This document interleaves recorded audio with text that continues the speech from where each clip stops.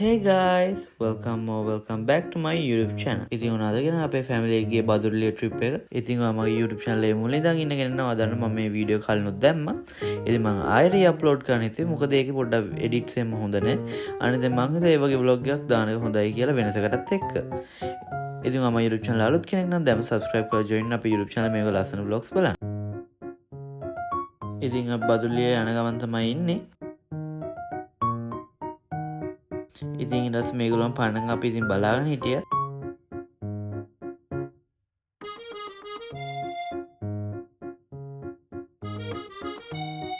ඉතින් අපේ first location එක උනේ මාකලි ඇල්ල. ඉතින් ඒ බෝඩ් එක ගහලා තිබ්බ දේ ඔයගොල්ලෝ හොඳින් කියව ගන්න ඕනේ. ඉතින් අපේ ෆැමිලි මෙම්බර්ස්ලා ඔක්කොම ඇවිල්ලා හිටියා අපි යද්දි. ඉතින් අපි තමයි පරක්කු උනේ. ඇත්තම කිව්වොත් අපිට පොඩ්ඩක් පාර පැටලුණා. ඉතින් මේ දියල්ල ටිකක් පල්ලෙහා තියෙන නිසා ලොකු පඩි තමයි මේ පඩි පෙළේ තියෙන්නේ. ඉතින් ගොඩක් පරිස්සමෙන් යන්න ඕනේ. ඉතින් මේ ඉන්නේ අපේ ෆැමිලි එක කට්ටිය. ඉතින් ඒගොල්ලෝ ඇවිල්ලා ඉතින් කියව හිටියා අපි යද්දි. මං හිතන්නේ අපිට බන්නවද කොහෙද කට්ටියම. මොකද දොර හිටපු කට්ටියත් අපිට කලින් ඇවිල්ලා. හරි හරි. දැන් ඉතින් ඔබ දුබ කතා කරා ඇති. අපි මේ දියල්ල ලස්සන බල්ලෙමු එහෙනම්. ඔයගොල්ලෝ මේ දියල්ලට ඇවිල්ලා තියෙනවද කියලා අනිවාර්යෙන් කමෙන්ට් එකක් දාන්න අමතක කරන්න එපා.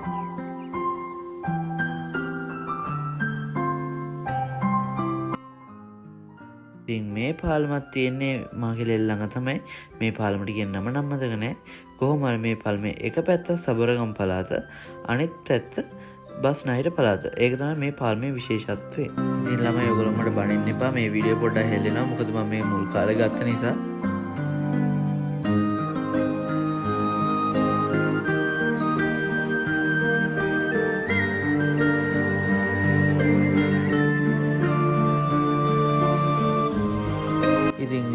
මාර මහන්සි මොකද අවුවක් තියෙනවා.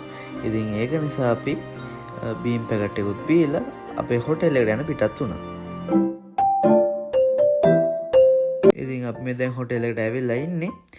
ඉතින් අපි අද ආපු හොටෙල් එක තමයි එසිත්‍රා කබානා රිසෝට් බදුරලිය. ඉතින් මේක තමයි ප්ලේස් එක. ඉතින් මම ඔක්කොම ඩීටේල්ස් පහළ ඩිස්ක්‍රිප්ෂන් එකේ දාලා තියන්න. ඉතින් ඔයගොල්ලෝ ඕනම ෆැමිලි ස්ටේ එකකට මේක බුක් කරලා ඉන්න පුළුවන්. ඉතින් ඒ වගේම ඔයගොල්ලන්ට මෙතන බර්ත්ඩේ පාටිස්, ක්‍රිස්මස් පාටිස් ඕනම දෙයක් ගන්නත් පුළුවන්. ඉතින් යන්න කලින් කෝල් එකක් දීලා බුකින් එකක් දාගෙන යන්න.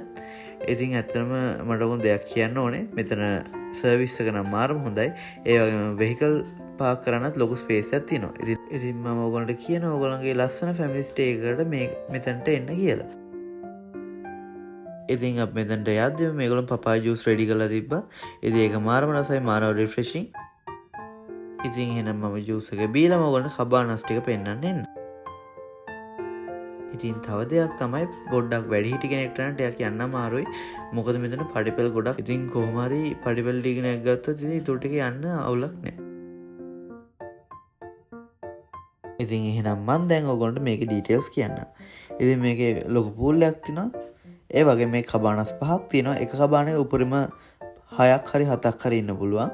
ඒ වගේම මේගොල්ලන්ගේ කබානස් වල AC හොට් වෝටර් දෙකම තියෙනවා. ඉතින් මෙතන පුටු 4ක් එක පොඩි ටේබල් එකක් තියෙනවා. ඉතින් කට්ටියට පොඩ්ඩක් අවසර කතා කර තේ එකක් බොන ගමන් මේ view එක රස විඳින්න පුළුවන්. එහෙනම් බලමු අපේ කබානේ කොයි වගේද තිබුණේ කියලා.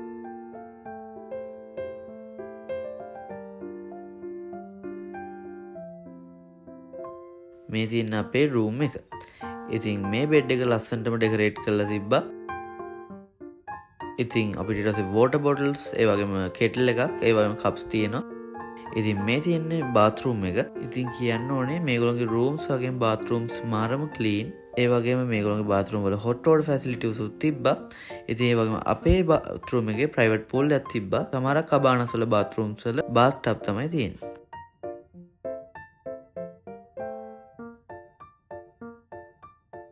ඉතින් මෙතන ලස්සන මුන් ලැම්ප් එකක් තිබ්බා. හැබැයි කේබල් එක නම් තිබ්බේ නැහැ. මම දන්නේ ඇයි ඒ කියලා. ඉතින් ඒ වගේම මෙතන තව වෝඩ්‍රොප් එකක් වගේ තියෙනවා. ඉතින් ඕගොල්ලෝ බෑග්ස්, වෝටර් බොටල්ස් ඒ වගේම මේකෙන් දාගන්න පුළුවන්. අපි එහෙනම් දැන් මේකේ උඩ තට්ටුවට ගිහිල්ලා බලමු. ඉතින් චූටි ළමයි ඉන්නවනම් පරිස්සමෙන් මේ පඩිපෙළේ ටිකක් යන්න අමාරුයි පොඩි ළමයින්ට නම්. ඉතින් අපි එද්දි මේක AC එක දාලා තිබ්බට උඩ කෑල්ල නම් මාරම රස්නේ. තාම කූල් වෙලා නැහැ. ඉතින් උඩ කෑල්ල තියෙන්නේ මෙට්‍රස් එකක් විතරයි. ඉතින් අතන බෙඩ් එක නෙමෙයි මෙට්‍රස් එක තමයි උඩ කෑල්ල තියෙන්නේ. මෙතන දෙන්නෙක්ට හරිය නැත්නම් කපල් එකයි චූටි බබෙක්ට වගේ ඉන්න පුළුවන්. ඉතින් ඊට පස්සේ පොඩ්ඩක් වොෂ් දාලා ප්‍රයිවට් පූල් එකේ ටිකක් ඉඳලා අපි ගියා අපේ ලන්ච් එක ගන්න. ඉතින් මේගොල්ලන්ගේ ලන්ච් එකත් මානව සුපිරි මාරම රහට තිබ්බා. ඉතින් ඊට පස්සේ කට්ටියම කාලා ඉතින් අපේ ෆැමිලි එකේ හැමෝම ඊට පස්සේ පූල් එකට ගියා. ඉතින් මේ පූල් එක ඇත්තටම මාරම ලොකුයි. ඒ වගේම ලස්සන view එකක් පූල් එකේ ඉඳන් ඉඳි තියෙන. ඊට පස්සේ කට්ටියම එකතු වෙලා වෝටර් බෝල් ගැහුවා. ඉතින් මම පූල් එකේ ඉඳන් තියෙන ලස්සන view එකේ picture එක ඕන මේ දැන් දාන්න.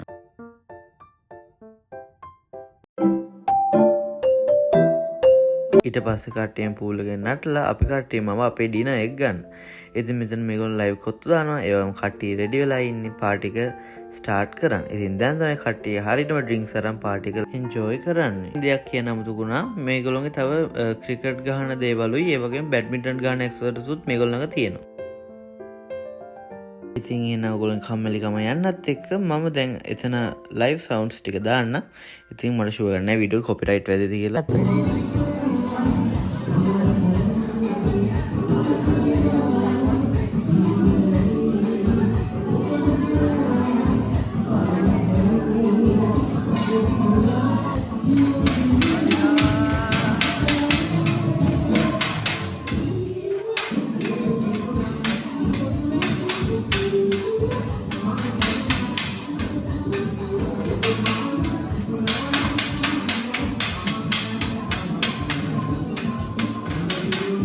ඉතින් ඔහොම තමයි අපේ ෆස්ට් ඩේ එක ඉවර වුණේ.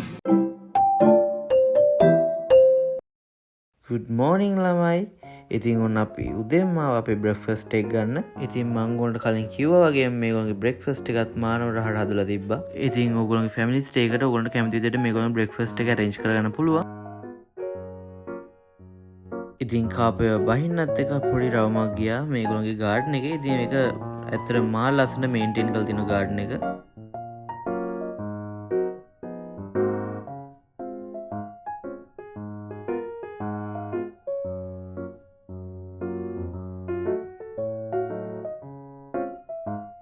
ඉතින් ළමයි මෙතන ලස්සන චූටි විලක් තිබ්බා. ඉතින් මම දැක්කේ නැහැ මාළුවෝ නම් ඉන්නවද කියලා.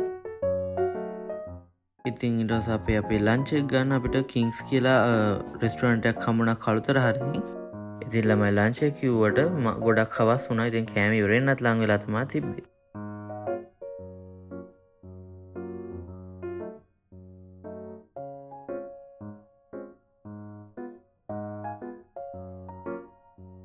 ඉතින් ළමයිට අපේ ලස්සන තැනක් හම්බෙලා අපේ කාර් ටිකේ පොඩි වීඩියෝ ක්ලිප් එකක් ගත්ත ෆැමිලි එකේ අයගේ. ඉතින් මෙහෙම තමයි අපේ ලස්සන ෆැමිලි ස්ටේ එක ඉවර වුණේ. ඉතින් මම හිතනවා ඔයගොල්ලෝ වීඩියෝ එක එන්ජොයි කරන්නද කියලා. එහෙනම් අපි තවත් ලස්සන වීඩියෝ එකක් හම්බෙමු. හැමෝම සතුටින් පරිස්සමෙන් ඉන්න. බයි.